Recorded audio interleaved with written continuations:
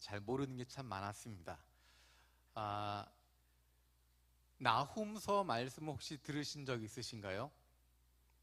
예, 들으신 분이 많지 않으실 겁니다. 왜냐하면 나훔서라고 하는 책은 세 장밖에 안 되는 부분이고, 그리고 이 책은 소선지서들 쭉 놓여 있는 가운데 있다 보니까 이 부분으로 말씀을 나눌 기회가 거의 없습니다.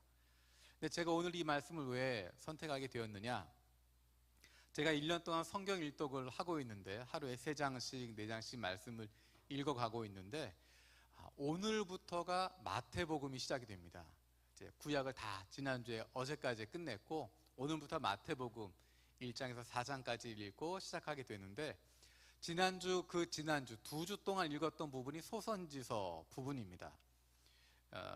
지난주에 말라기 읽었고 또 그 앞에 있는 스가랴, 학개, 스바냐 그런 식으로 쭉 해서 앞에 있는 소선지서를 쭉 읽게 됐습니다. 1년에 한 번 설교할까 말까 한 그 소선지서 가운데 있는 말씀이었는데 그 가운데 제가 은혜를 많이 받았기 때문에 이 은혜를 나눴으면 좋겠다라는 마음을 갖게 되었습니다. 선지서라고 하는 책이 이사야부터 시작이 됩니다. 이사야부터 시작해서 말라기까지를 선지서라고 이야기하고 혹은 예언서라고 이야기를 합니다.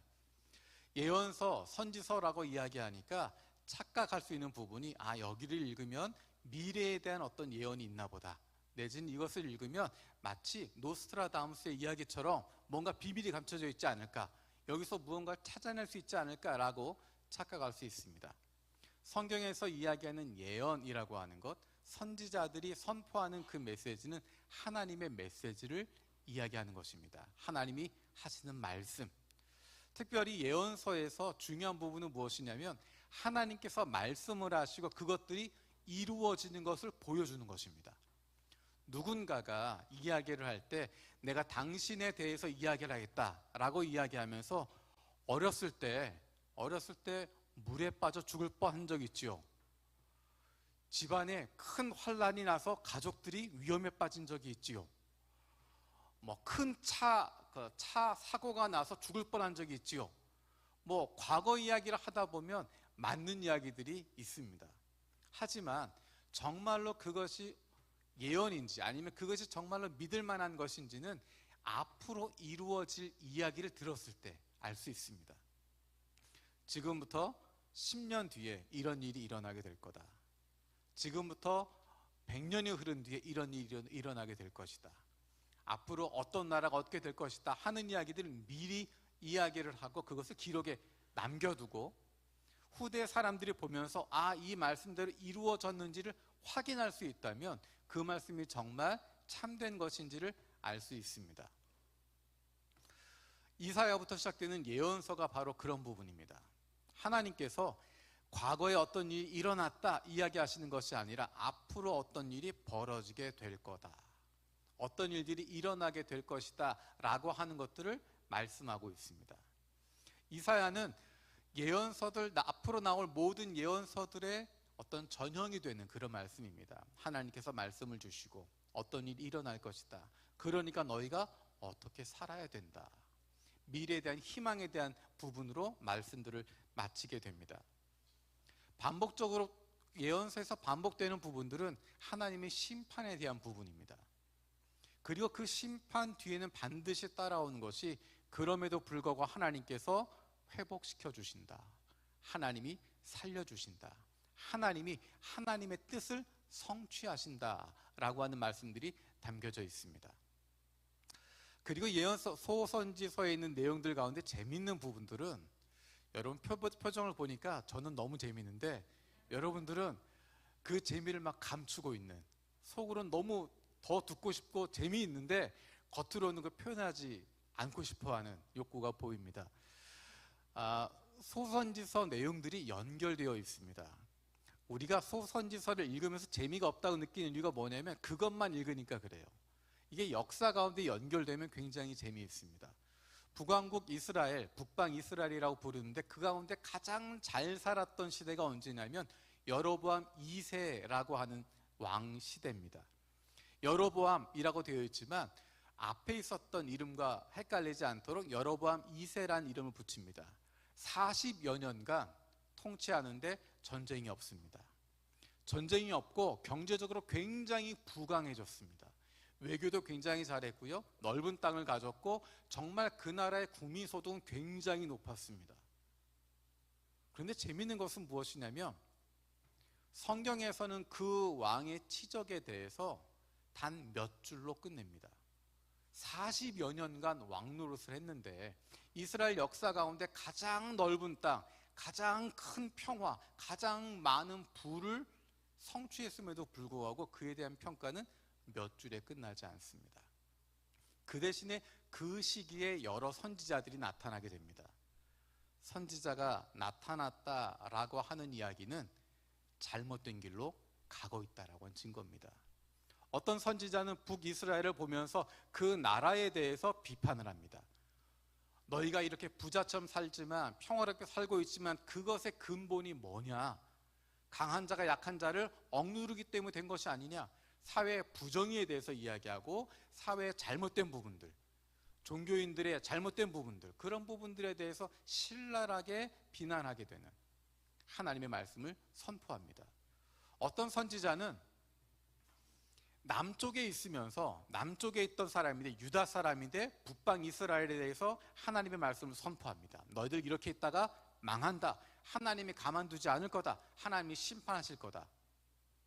또 어떤 선지자는 북이스라엘에 대한 이야기를 하지 않고 외국에 대한 이야기를 합니다. 근데 그 외국이 어떤 나라냐면 북이스라엘을 굉장히 괴롭히고 있었던, 북이스라엘과 사이가 좋지 않았던 나라에 가서 하나님의 말씀을 선포하게 됩니다. 혹시 그 선지자가 누군지 다 아시죠?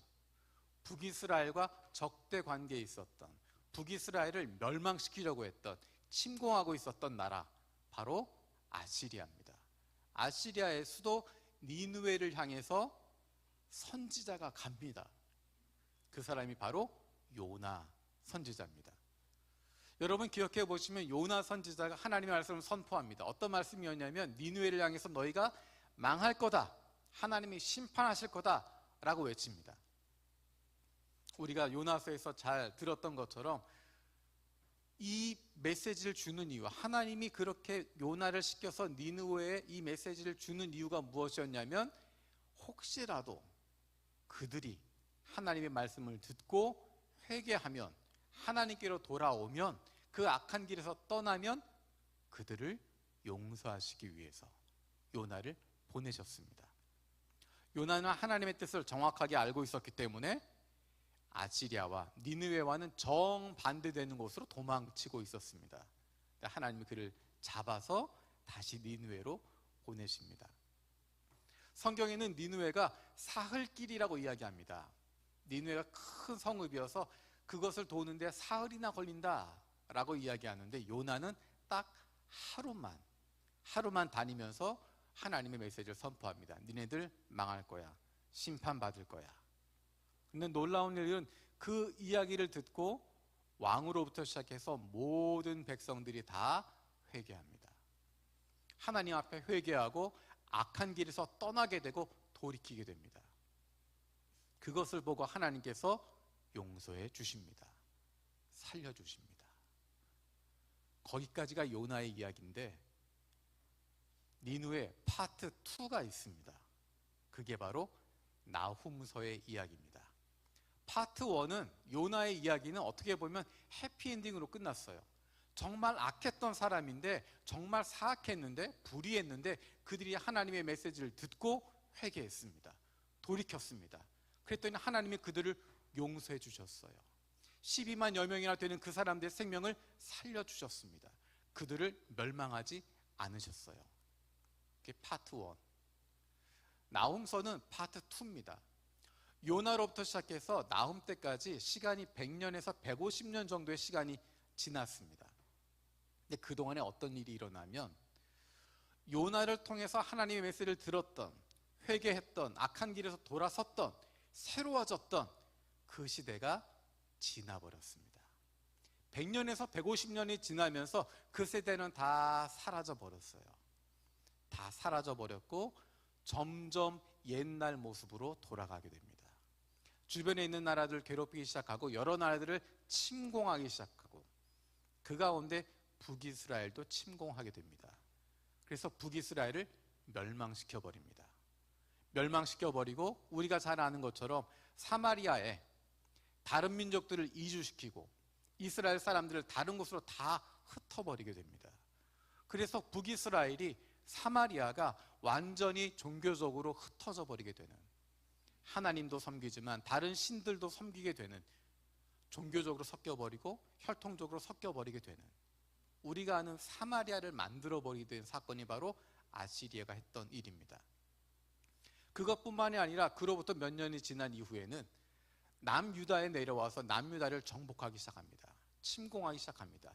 예루살렘만 남겨놓고 예루살렘 성을 둘러싸고 그것을 무너뜨리기 위해서 압박하게 됩니다. 그게 히스기야 왕 때 일어난 일입니다. 이 일이 얼마나 중요한 일인가 하면 그 일을 이사야서에서도 정확하게 그대로 기록을 하고 있습니다. 자, 이쯤 되면 여러분 어떻습니까? 아시리아는 요나 때 하나님께 돌아왔지만 다시 그 세대가 지나고 나서 하나님을 떠나게 되고 악한 길을 걸어가게 됩니다.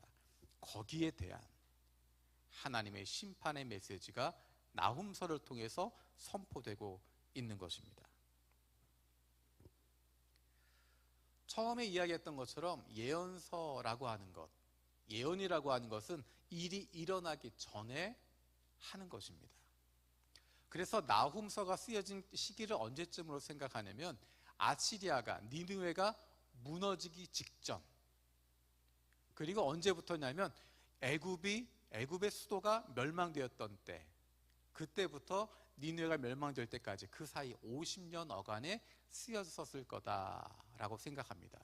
니느웨가 멸망하기 전에. 이 편지는, 이 나훔서는 대상이 누구냐면 심판의 대상은 니느웨지만 이것을 읽고 있는 사람들은 유다 사람들입니다. 제가 조금 전에 지나가면서 이야기했지만 아수르가 북이스라엘을 멸망시키고 그 뒤에 한 일이 무엇이냐면 남유다를 침공을 하고 예루살렘 성을 둘러쌌다고 이야기를 했습니다. 그리고 그들을 공격했습니다. 무너질 뻔했는데 그 성이 무너져서 북이스라엘도 망하고 남유다도 망할 뻔했는데 기적적으로 살아남았습니다. 그 이야기를 유다 자손들은 대를 이어가며 들었을 것입니다. 옛날에 히스기야 왕 때 이런 일이 있었어. 이사야 선지자가 있었을 때 이런 일이 있었어. 그 이야기를 이사야서에 기록하고 있기 때문에 그 자손들은, 유다 자손들은 그 내용을 알고 있었을 것입니다. 그리고 그들을 향해서 하나님께서 나훔을 통해서 선포하시는 것입니다. 너희들 기억하고 있지? 니느웨, 아수르라고 나라의 수도 니느웨를 이야기하는 것입니다. 다르게 이야기하면 아수르를 이야기합니다. 너희들 그 나라 기억하지? 내가 그 나라 가만두지 않을 거야. 내가 그 나라 멸망시킬 거야. 그 나라가 멸망되는 것은 너희가 보게 될 거야. 자, 지금 이야기했던 이스라엘 백성들, 유다 자손들에게 있어서 머릿속에 깊이 남아있을 사건, 예루살렘 성을 둘러싸고 있었던 히스기야 왕 때 도대체 어떤 일이 일어났을까? 이 이야기는 열왕기 하 18장 19장에 그리고 이사야 37장에 기록되어 있습니다. 쉽게 이야기하면 아수르 군대가 예루살렘 주변을 다 부숴버리고 예루살렘 성을 둘러쌌습니다. 그리고 거기서 대장군이 메시지를 외치는 거예요.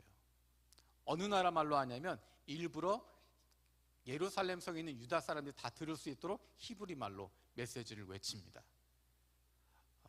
성 안에 있는 사람들에게 겁을 주기 위해서 하는 이야기예요. 근데 그가 뭐라고 이야기하냐면 우리가 이 나라 저 나라 다 정복했어. 뭇 민족들을 다 정복했어. 그 민족들의 신들 가운데서 우리 왕의 손에서 그 민족을 구한 신이 하나라도 있었는지 아냐? 니네가 믿는 하나님, 그분이 너희를 구할 수 있다고? 웃기지 마라. 이 세상에 어떤 신도 우리 왕 아수르 왕의 손에서 너희를 건져낼 수 없다. 히스기야 왕이 하나님이 도와줄 거라고 이야기하느냐? 믿지 마라. 거짓말이다. 항복하고 나오면 우리 왕이 너희를 살려줄 거다 라고 외칩니다. 여러분이 유다 자손이라면 느낌이 어떠시겠어요? 우리가 믿는 하나님에 대해서 모욕하는 것입니다. 그는 힘이 없어. 그는 너희를 구해줄 수 없어. 오직 나만이 너희를 살려줄 수 있어 라고 이야기하는 것입니다. 그리고 왕이, 이 이야기는 랍사게라고 하는 대장군이 이야기했던 거고, 아수르 왕도 친서를 보냅니다. 편지를 보냅니다. 왕에게. 사네립 왕이 히스기야 왕한테 편지를 보냅니다. 네가 의지하는 하나님이 너를 구해주겠다고 하는 이야기, 그거 거짓말이야. 그 말 믿을 거 없어. 항복해. 내가 목숨만을 살려줄게 라고 이야기합니다. 하나님의 이름이 모욕당하는 순간, 그것을 듣고 있었던 히스기야의 마음이 얼마나 아팠을까요? 얼마나 분노했겠습니까? 더 분노하는 것은 무엇이냐면, 그런 상황임에도 불구하고 뛰어나가서 싸우지 못하는, 내가 힘이 약해서 대적하지 못하고 있는 그 마음이 얼마나 더 힘들었겠습니까?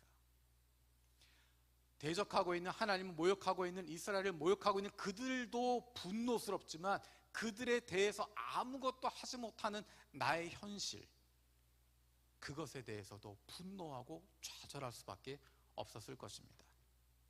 여러분, 비슷한 상황을 기억합니다. 다윗 기억하시죠? 다윗이 왜 골리앗과 싸웠습니까? 골리앗이 하나님을 모욕하는 소리를 들었기 때문입니다. 하나님을 모욕하고 하나님의 군대 이스라엘을 모욕하는 이야기를 듣고 다윗은 참지 못하고 물맷돌을 들고 나가서 싸워서 골리앗을 쓰러뜨렸습니다. 근데 지금 히스기야는, 그리고 그 성에 있는 유다 백성들은 이렇게 하나님은 모욕하는 이야기를 듣고 있지만, 하나님이 힘이 없다, 하나님은 죽었다, 하나님 너를 구하지 못한다 라는 이야기를 듣지만, 그것이 사실이 아니라는 것을 알지만 그것이 사실이 아니라고 보여줄 만한 힘이 없습니다. 싸울 만한 힘이 없습니다. 대적할 만한 능력이 없습니다. 그래서 더 많이 힘들고 아프고 어렵습니다. 하나님이 이사야 선지자를 통해서 히스기야 왕에게 이야기합니다. 저들이 내 이름을 모욕하는 것, 그것 때문에 두려워하지 마라. 괜찮다. 너희들이 어떻게 싸워라 라고 이야기하지 않습니다. 그 문제는 내가 해결할게. 내가 풀 테니까 걱정하지 마라. 그리고 하나님께서 일을 만들어 가십니다. 그 군대가 헛소문을 듣고 군대가 물러나게 되고, 그 왕이 자기가 믿던 신전에 들어가서 예배하는 동안에 암살을 당해서 죽습니다. 굉장히 허무하게 끝나버리게 돼요. 그리고 그 뒤에 나온 것이 나훔서의 이 이야기입니다. 그 왕이 죽을 뿐만 아니라 그 악의 중심이었던 니느웨를 멸망시키겠다라고 하는 말씀을 주시는 것입니다. 하나님의 심판을 이야기하십니다. 조금 전에 이야기했던 것처럼 지금 이 순간 나훔서가 선포되고 있을 때는 니느웨는 여전히 있습니다. 망하지 않았습니다. 여전히 중동의 패권을 가지고 있는 나라가 아시리아였습니다. 나훔서를 통해서 하나님이 말씀하십니다. 너희가 히스기야 왕 때 경험했던 그 아수르, 어느 나라도 무너뜨릴 수 없다고 생각했던 그 아수르, 내가 심판할 거야. 내가 무너뜨릴 거야. 기다려봐. 그리고 몇 년 지나지 않아서 니느웨가 멸망당합니다. 역사학자들도 굉장히 놀라는 부분입니다. 그 강했던 아시리아가 한순간에 바벨론에 의해서 무너지게 됩니다. 이 사건들을 기억하고 있었던 유다 자손들은 어떤 생각을 하게 되었을까? 자신들을 억압했던, 자신들 앞에서 하나님을 모욕했던, 하나님을 대적했던, 하나님을 반역했던 그들, 우리가 힘이 없어서 대항하지 못했는데 하나님께서 갚으시는구나. 하나님이 심판하시는구나. 하나님을 대적하는 자들에 대해서 하나님이 가만두지 않으시는구나. 하나님이 정의를 실천하시는 분이시구나.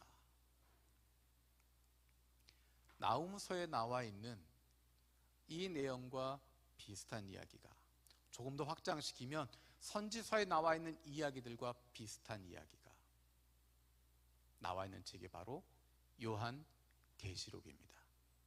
소선지서, 예언서들의 결론을 이야기하자면 어떤 것이냐면 하나님께서 심판하실 거다. 왜냐하면 그분은 선한 분이시기 때문에, 하나님은 선하시기 때문에 선악을 구별하실 것이다. 마지막 날에 하나님의 때가 되었을 때, 그날이 오면, 그날이 되었을 때 하나님이 심판하신다. 악인들을 벌하신다. 악을 처단하신다. 가만두지 않으신다. 그러니 조금만 참아라. 조금만 견뎌라. 라는 것이 예언서의 메시지이고, 그 메시지가 그대로 담겨있는 책이 바로 요한계시록입니다. 요한계시록 그 메시지가 그것입니다. 하나님께서 심판하실 거다. 하나님이 이렇게 심판하시고 마지막 날에 그날이 되었을 때, 하나님의 날이 되었을 때, 그날은 누군가에게는 심판의 날이고 죽음의 날이고 종결의 날이고, 누군가에게는 그날에는 마침내 정의가 실현되고 마침내 공의가 드러나게 되고 마침내 선이 승리를 거두게 되는 환희와 축제의 날이 되게 되는 것입니다. 그날을 기억하라는 것입니다. 자, 하나님께서 나훔서를 통해서 니느웨가 멸망될 것이다, 악인들을 심판하실 것이다 약속을 하셨습니다.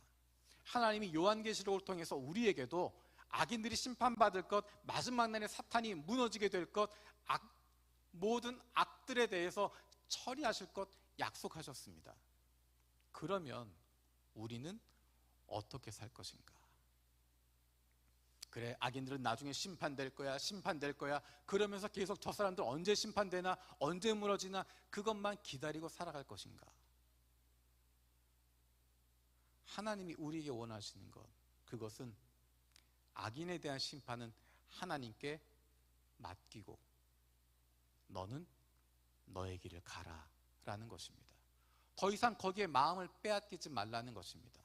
우리는 오늘날 살아가면서 우리의 마음을 흐트러 놓는 많은 일들이 일어나는 것을 보게 됩니다. 어떻게 저럴 수 있을까? 어떻게 저런 일이 일어날 수 있을까? 어떻게 하나님에게 저렇게 할 수 있을까? 어떻게 사람이 저럴 수 있을까? 이 시대에 그것에 대한 정의가 드러나지 않고, 이 시대에 그것에 대한 심판이 나타나지 않고, 그것 때문에 마음이 힘들고, 내가 그것을 처단할 수 없어서 마음이 어렵고, 내가 해결할 수 없어서 그것 때문에 마음이 힘들어지는 상황들이 우리 안에는 벌어지게 됩니다. 하지만 하나님께서 말씀하십니다. 니느웨, 내가 심판할 거야. 너희는 거기에 붙잡혀 있을 필요 없어. 더 이상 그 과거에 사로잡혀 있을 필요 없어. 그것은 내가 해결할 테니까 너희들은 너희가 가야 할 길을 가는 거야. 이스라엘 백성들은 다른 나라의 원수를 갚는 것, 거기에 집중하는 것이 아니라 하나님 맡겨주신 이스라엘 백성들의 사명을 감당하는 것입니다. 하나님의 사람들은 하나님께서 맡기신 일을 따라가는 것입니다. 오늘날을 살아가면서 우리에게 가장 필요한 한 가지 일이 있다면 그것은 스위치를 끄는 것입니다. 우리 앞에는 굉장히 많은 정보들이 있습니다. 굉장히 많은 이야기들이 있습니다. 우리의 정신을 빼어놓을 만한 것들이 있습니다. 마음을 끌어당기는 것들이 있습니다. 그렇게 되면 집중을 잃어버리게 됩니다. 내가 할 일을, 해야 할 것들을 못하게 됩니다. 하나님이 우리에게 말씀하시는 것은 예수님께서 하신 것처럼 우리의 시선을 고정하라는 것입니다. 어디에? 아버지의 뜻을 이루는 것에, 하나님이 원하시는 일에 우리의 시선을 고정하는 것이고, 그 일을 하루하루 충성되이 하는 것입니다. 귀를 때로는 막을 필요도 있고, 입을 절제할 필요도 있고, 시선을 고정할 필요도 있습니다. 하나님께서 우리를 이 땅에 보내주셨습니다. 우리의 삶의 자리에 보내주셨습니다. 우리를 예수 믿는 사람으로, 하나님 말씀 순종하는 사람으로, 예수 그리스도의 증인으로 이곳에 보내셨습니다. 그것은 우리가 그 자리에서 할 일이 있기 때문입니다. 세상은 혼란스러워도, 때로는 하나님의 정의가 어디에 있나, 하나님 뭐하고 계시나 라는 생각이 들어도, 하나님 우리의 성경을 통해서 말씀하십니다. 악인에 대한 심판은 내가 할 거야. 걱정하지 마. 거기에 대해서 마음을 두지 말고, 신경 쓰지 말고, 마음을 빼앗기지 말고, 너는 내가 맡긴 그곳에서, 내가 맡긴 그 사람들을, 내가 준 그 일에 집중하는 거야. 하나님의 말씀을 순종하고 예수 그리스도의 증인이 되어 사는 삶, 그 삶을 살아가는 것입니다. 마음을 빼앗기지 않고, 마음을 흔들리지 않고, 하나님의 사랑받는 자녀의 삶을 이 땅에서 만끽하고 누리고 가다 보면 마지막 날이 다가옵니다.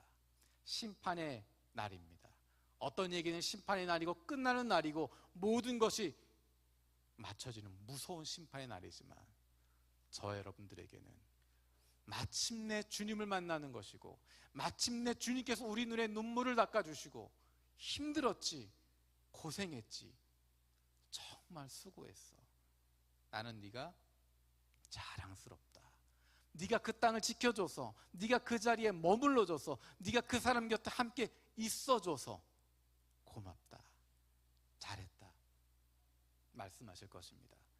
저와 여러분들이 선하신 하나님께서 심판하신다, 그것을 기억하며 우리가 마지막 날에 주님을 만났을 때 우리에게 잘했다, 수고했다, 고생했다, 내가 너를 자랑스럽다 말씀하실 주님을 기대하며 우리에게 주신 이 삶의 자리에서 충실하게 살아갈 수 있는 저 여러분들 되어지길 원합니다. 기도하겠습니다.